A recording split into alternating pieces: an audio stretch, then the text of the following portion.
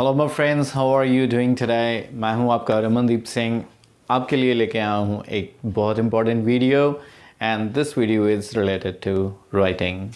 आई know कि आप बहुत देर से मेरे राइटिंग पे वीडियोस की वेट कर रहे हो and I hope this video will help you in understanding the 5 major mistakes that most students commit and जिसकी वजह से they do not get the desired bands in the writing module of this test।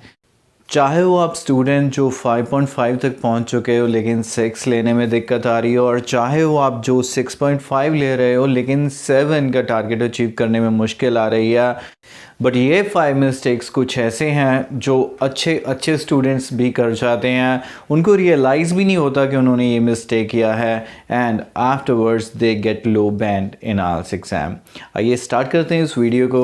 मैं रमनदीप सिंह आपको request करता हूँ to please subscribe my channel if you have not done it yet, and to get the updated and the latest information related to the IELTS, subscribe my channel, and after watching the complete video I request you to please leave some comments as well। तो सबसे पहली बात मैं आपके साथ share करना चाहता हूँ जो एक बहुत ब्लंडर रहता है स्टूडेंट्स का जब आइल्स में राइटिंग टास्क की बात आती है, तो सबसे ज़्यादा स्कोर इफ़ेक्ट होने का चांस रहता है आपका टास्क रिस्पांस की वजह से। टास्क रिस्पांस एक बहुत बड़ा फैक्टर है जिसकी वजह से स्टूडेंट का स्कोर काफ़ी लो रहता है राइटिंग में। इसके 2 कारण हो सकते हैं। पहली बात तो ये कि जो एग्ज़ाम में आपको ऐसे आया, आपकी उसकी बिल्कुल भी कोई तैयारी नहीं करके गए थे।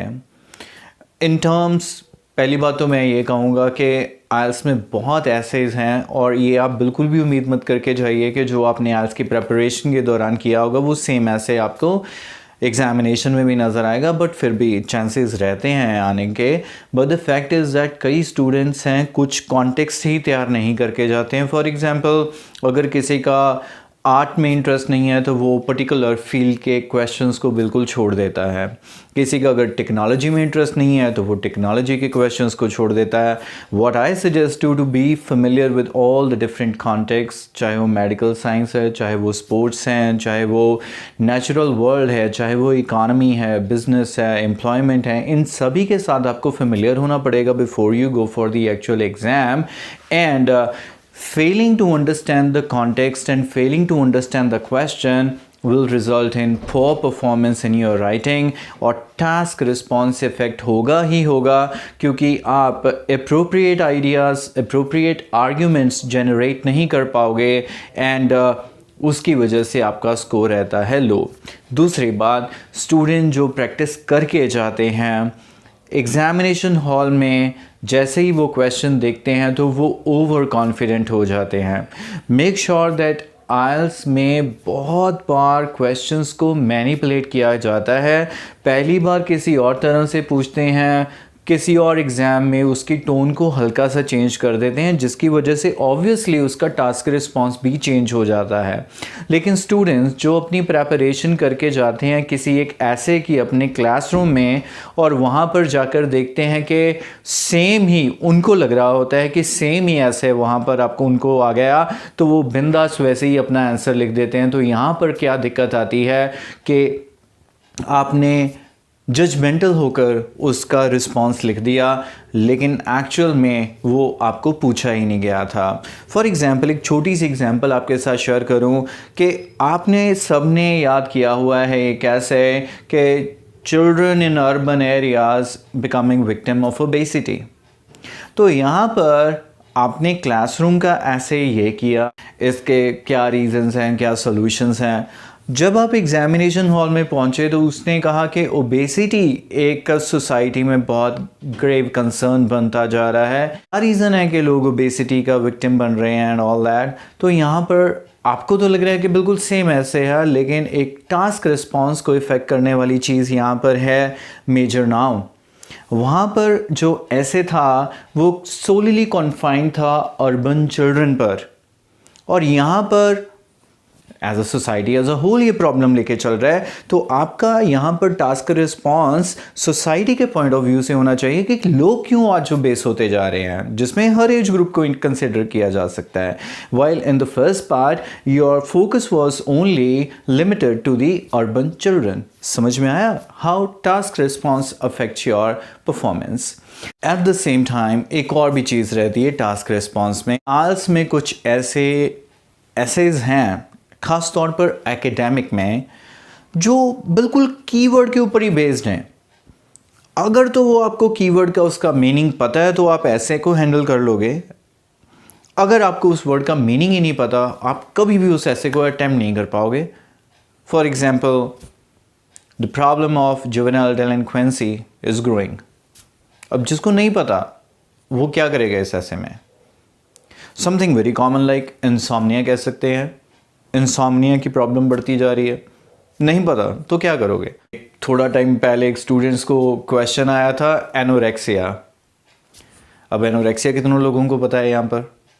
So this is what it is. यहाँ पर जैसे ही आपको क्वेश्चन में कुछ ऐसा कीवर्ड मिला जिसके ऊपर बेस उसने पूरा क्वेश्चन बना दिया, तो अब अगर आपको उसका पता ही नहीं है, you will not be able to handle that ऐसे। So make sure that you prepare enough and practice enough कि आप उन एसेस को हैंडल भी कर पाओ। और सबसे इम्पॉर्टेंट चीज़, जितना उसने पूछा है सिर्फ उसी के स्कोप में रहो। अपनी तरफ से कोई नाउन्स मत डालो, अपनी तरफ से उसके स्कोप को बढ़ाने की कोशिश मत करो और अपनी तरफ से उसके स्कोप को कम करने की कोशिश मत करो। तो गाइस आपके सामने है एक छोटी सी एक्सरसाइज, एक ऐसे है आपके सामने, और वीडियो को देखने के बाद कमेंट में मुझे ज़रूर बताइएगा कि आप इस ऐसे का टास्क रिस्पांस क्या दोगे। आइए देखते हैं दूसरी मिस्टेक जो स्टूडेंट आम करते हैं जिसकी वजह से उनके स्कोर आते हैं बहुत लो।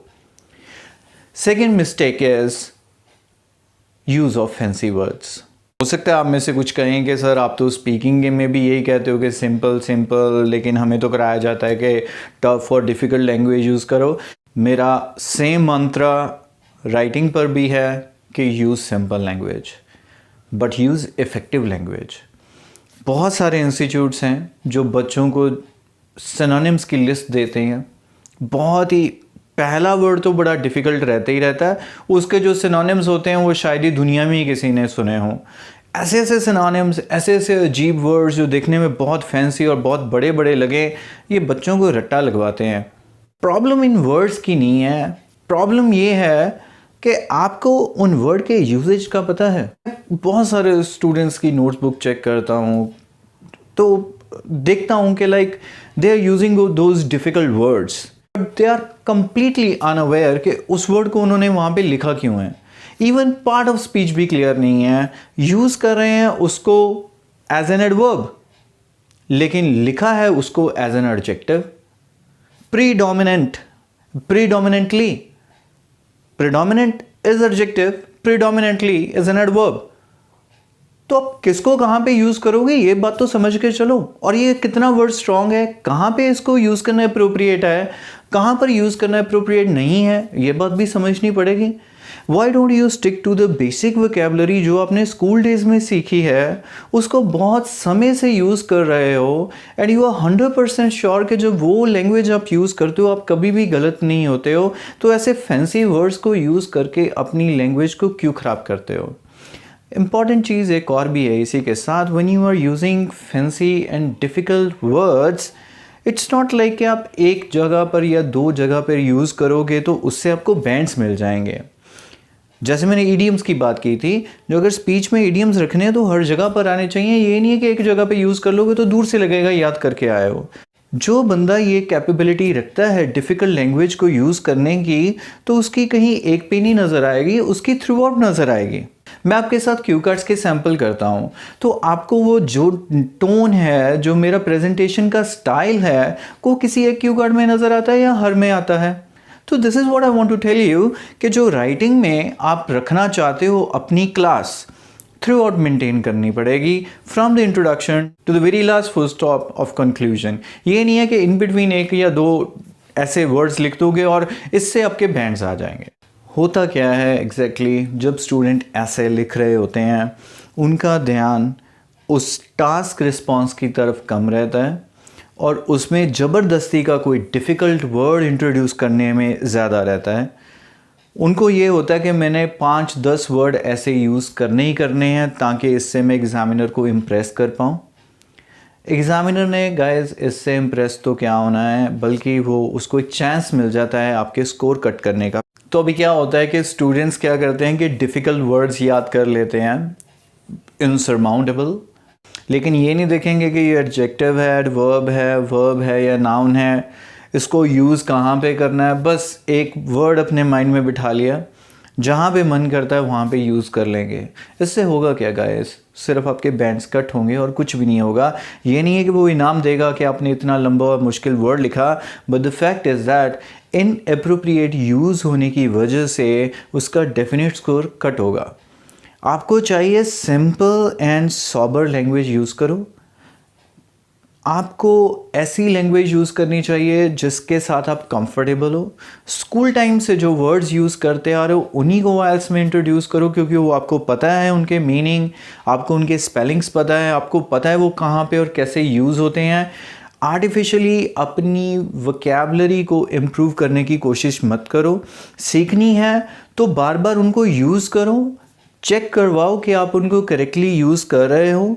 ऑथेंटिक मटेरियल रीड करो, जैसे कि न्यूज़पेपर्स, मैगजीन्स, देखो कि उनमें वो वर्ड्स कैसे यूज़ होते हैं। जब तक 100% प्रोफिशेंसी नहीं है उन वर्ड्स को यूज़ करने में, avoid using such words, otherwise ये आपका अपने स्कोर को इम्प्रूव करने का आइडिया बिल्कुल फ्लॉप रहता है एंड रिजल्ट निकलता है आपका पुअर स्कोर इन राइटिंग। आइए देखते हैं तीसरा रीज़न क्या है आपके लो स्कोर्स आने का। तीसरा एक रीज़न है, वो है रोट इंफॉर्मेशन को आप याद करके जाते हो, आइल्स के स्ट्रक्चर्स को आप याद करके जाते हो। बहुत सारे स्टूडेंट हैं सर, इंट्रोडक्शन, कंक्लूजन ये मैंने याद किया हुआ है, मैंने याद किया हुआ है। जो रटी रटाई लाइनें होती हैं उनके पास, जो इंट्रोडक्शन में लिख देंगे every coin has 2 sides, conclusion में लिखेंगे कुछ ऐसी रटी रटाई लाइनें हैं, आप सबको पता है बहुत ज़्यादा फ्रीक्वेंटली यूज़ होती हैं। इन सब को अवॉइड करो। IELTS always look for your own work. अपने वर्क को आपने कैसे प्रेजेंट करना है वो आपके हाथ में है। जैसी भी आपकी लैंग्वेज है उसको यूज़ करो, जस्ट सिंप्लिसिटी में बिलीव करो। आपकी राइटिंग में एक फ़्लो होना चाहिए, जो एक बिगिनिंग टिल द एंड होना चाहिए। इट्स नॉट अबाउट कि आपने कौन सी स्ट्रक्चर फॉलो की हुई है। अगर मेरा आपको विश्वास नहीं है तो आप कैम्ब्रिज की बुक्स 2, 3, 4, 5, 6, 7, 8, 9 बहुत सारी बुक्स आती हैं, उनके पीछे ऑथेंटिक जो एग्ज़ामिनर्स हैं उनके चेक किए हुए सैम्पल आंसर्स रहते हैं। उनमें से कोई आप 8 और 9 बैंड के आंसर्स देखिए, उनको आप कहेंगे यार इनकी तो कोई स्ट्रक्चर ही नहीं है। किसी में 2 पैराग्राफ्स हैं, किसी में 5 पैराग्राफ्स हैं, किसी में informal we, he, she, personal pronouns तक भी यूज़ कर रखे हैं। आप ऐसे एग्जांपल्स देखिए और फिर भी उनके 8 और इवन 9 बैंड्स भी हैं। इट्स नॉट अबाउट कुछ क्रिटिकल नहीं होना कि ये हो सकता है या वो नहीं हो सकता या ये नहीं हो सकता। It's all about the language जो आप यूज़ करते हो वो कितनी ईजी टू फॉलो है, कितनी क्लियरली जो अपने वर्ड चूज़ किए हैं वो आपके मैसेज को एग्जामिनर तक पहुंचा रहे हैं। अगर टास्क रिस्पॉन्स में रहते हुए आप लिख रहे हो तो guys you don't have to worry, you will definitely get your desired bands. Otherwise रटे रटाए स्टेटमेंट्स, आइडियाज़ जहाँ से मर्जी लेके जाते रहो, एग्ज़ामिनर को बहुत जल्दी पता चल जाता है कि ये आपका ही मटेरियल है या नहीं है, क्योंकि वो अगर नहीं होगा तो वो पूरी इंफॉर्मेशन में कहीं ना कहीं बता ही देगा कि ये पर्टिकुलर पार्ट जो है वो मिस्टर सिंह ने नहीं लिखा हुआ। आइए चलते हैं, देखते हैं फोर्थ मिस्टेक जो बहुत कॉमन रहती है स्टूडेंट्स की, जिसकी वजह से राइटिंग में स्कोर आता है कम। अगली आपकी गलती रहती है चॉइस ऑफ टेंस। कहने को तो ये टास्क रिस्पॉन्स के अंदर ही आता है, करेक्ट चॉइस ऑफ टेंस, लेकिन ये ग्रामर जो आपको रेंज ऑफ ग्रामर या ग्रामर के 25% स्कोरिंग मिलती है, इसमें ये भी श्योर होता है कि आपने करेक्ट टेंस चूज़ किया अपना ऐसे लिखने में। एग्जाम्पल शेयर करता हूँ, टेलीकम्यूटिंग, अभी ये सुना हुआ है, ये भी फैंसी टर्म आपके लिए। टेलीकम्यूटिंग ऐसे आ जाएगा जो कीवर्ड बेस्ड ऐसे है, जिसको नहीं पता वो तो फंस गया। टेलीकम्यूटिंग मीन्स जो लोग आज घर पर बैठ के इंटरनेट की मदद से जॉब्स कर रहे हैं, अपना काम कर रहे हैं, उनको रोज़ रोज़ अपने ऑफिस जाने की ज़रूरत नहीं है। तो यहाँ पर अगर ये ऐसे आता है तो वो कहते हैं कि ये ट्रेंड काफ़ी ग्रो कर रहा है, इसके क्या बेनिफिट्स हैं, इसके क्या ड्रॉबैक्स हैं। क्वेश्चन आपके सामने है और क्वेश्चन ये कह रहा है कि people are working from homes, telecommuting is growing trend। तो इसके क्या फ़ायदे हैं जब लोग घर से काम करते हैं? rather than keeping it in the present tense, you are presenting your ideas in future tense। ये भी एक बहुत बड़ी मिस्टेक है जो स्टूडेंट से आम होती है। इनफैक्ट जहाँ पर सॉल्यूशंस देने होते हैं वहाँ पर हर हालत में आपको शुड टेंस का इस्तेमाल करना चाहिए, लेकिन यहाँ पर भी बहुत स्टूडेंट्स विल सेंटेंस प्रेजेंट कर देते हैं कि ऐसे करेंगे। नहीं, आपको ये पूछे कि ये कैसे किया जाए, तो आपका थ्रू आउट टेंस जो यूज़ होना चाहिए तो वो should be, in fact can be, इनको भी इस्तेमाल कर सकते हो। it can be reduced in this way, right? so please take care of your tenses, क्योंकि अगर wrong tense में अपने ऐसे को explain करोगे, जो आप एग्जामिनर को उस टास्क रिस्पॉन्स के अकॉर्डिंग बताना चाहते हो वो नहीं बता पाओगे, and once again you will lose your score। और फिफ्थ सबसे important cheese, and that is time management। बहुत स्टूडेंट्स को लगता है कि अगर मैं 4 एसेज इंटरनेट पर देख लूँगा और 2 यूट्यूब पर देख लूँगा और 1 क्लास में लिख लूँगा तो मेरा काम हो जाएगा। ये नहीं होने वाला। You have to practice and you have to practice hard. IELTS की राइटिंग सिर्फ ऐसे नहीं है, उसमें एक टास्क 1 ग्राफ भी रहता है या लेटर व्हाटसोएवर। आप जीटी एकेडमिक के स्टूडेंट हो, इस पर डिपेंड करता है। स्टूडेंट्स ऐसे की प्रैक्टिस बहुत ज़्यादा कर लेते हैं, ग्राफ्स की प्रैक्टिस बिल्कुल नहीं करते हैं। वहाँ पर आपको 1 आवर का टाइम ही मिलने वाला है, इससे ज़्यादा नहीं मिलने वाला। तो अभी क्या होगा कि बहुत सारे स्टूडेंट मैनेज नहीं कर पाते टाइम, जिसकी वजह से उनकी टास्क 2 कंप्लीट नहीं हो पाती है, जिसकी वजह से या कंक्लूजन या कुछ भी ऐसा अगर रह जाता है, इनकम्प्लीट टास्क के नंबर अलग से कटते हैं। 250 वर्ड्स पूरे ना होने के अलग से कटते हैं। सो ये एक और रीज़न है जिसकी वजह से आपका स्कोर कट हो जाता है। तो गाइस प्रैक्टिस करो इतनी कि आप एसेस की अलग से 40 मिनट की किया करो, टास्क 1 ग्राफ की 20 मिनट्स में अलग से किया करो, एंड रेंडमली दोनों को इकट्ठे 1 आवर में हैंडल करना भी सीखो, ताकि on the day of the exam you can fluently write in 1 hour those 400 words और मोर देन दैट। तो यहाँ पे क्वेश्चन आम ये भी रहता है कि मिनिमम और मैक्सिमम लिमिट क्या है। मिनिमम लिमिट सबको पता है 250 वर्ड्स फॉर ऐसे, 150 words for graph, but upper limit यहाँ पे कोई नहीं है। एक अच्छा राइटर 400 वर्ड्स भी लिख देगा, कोई बड़ी बात नहीं है, बट अवॉइड करो, कोशिश करो 10 to 15% एक्स्ट्रा लिखो, लाइक 280, 90 यहाँ तक लिखो, इससे ज़्यादा मत लिखो। क्योंकि ये बात ध्यान में रखो गाइस, जितना ज़्यादा लिखोगे उतने ज़्यादा आपके स्पेलिंग, उतने ज़्यादा ग्रामर मिस्टेक्स होने के चांसेस रहते हैं, and at the same time आपके आइडियाज़ के रिपीट होने के चांसेस भी वेरी हाई रहते हैं। However if you are a very good writer जिसको इन सारी चीज़ों का ध्यान है, तो चाहे आप इससे ज़्यादा भी लिख दो तो कोई फ़र्क नहीं पड़ता। बस इतना ध्यान जरूर रखिए कि आप अपनी टास्क को एटलीस्ट 5 to 10 मिनट्स पहले ज़रूर कंप्लीट कीजिए, so that you get time for proof reading. ऐसी कोई मिस्टेक मत छोड़ दो वहाँ पर जिस मिस्टेक को आप खुद दूर कर सकते थे, लेकिन बाद में आपने एग्जामिनर के लिए छोड़ दिया, जिसको कट करके उसने आपके बैंड्स ले लिए हैं। For example there are many problems, तो आपसे गलती से लिखा गया देयर इज़ मैनी प्रॉब्लम्स या देयर आर मैनी प्रॉब्लम, इसकी जगह पे आर आ गया, प्रॉब्लम की जगह पर प्रॉब्लम्स। ये वो मिस्टेक्स हैं जो आप खुद दूर कर सकते थे और लो स्कोर से बच सकते थे। तो ये तभी हो पाएगा गाइस अगर आपके पास प्रूफ रीडिंग के लिए थोड़ा टाइम बचता है।